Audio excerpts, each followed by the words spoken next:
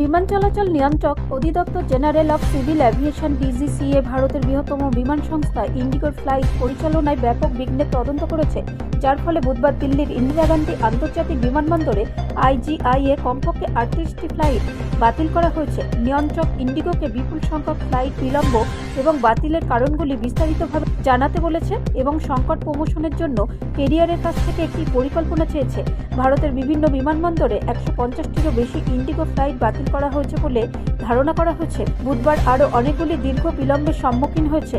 Live flight tracking website ফ্লাইটার 24 অনুসারে দিল্লির আইজিআইএ থেকে ছেড়ে যাওয়া ফ্লাইটগুলি গড়ে 50 মিনিট বিলম্বিত হয়েছিল।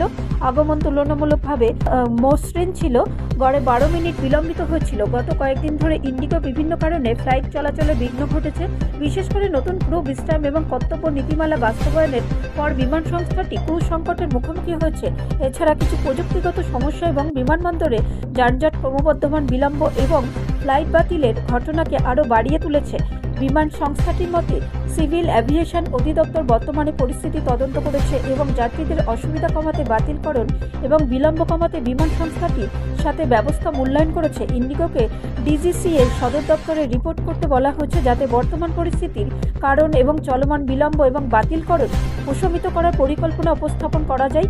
বুধবার রাতে ডিজিসিএ বিবৃতিতে বলা হয়েছে, ইন্ডিগো 48 ঘন্টার জন্য কার্যকর থাকা ক্যালিব্রেটেড সম্বন্ধ সম্পর্কে বিস্তারিত কিছু জানায়নি, তবে সূত্র জানিয়েছে যে ক্রুদের প্রাপ্যতার সাথে সামঞ্জস্য রেখে কার্যক্রম স্থিতিশীল করার জন্য কিছু ফ্লাইটের সময়সূচি পুনর্নির্ধারণ এবং বাতিল করা হবে।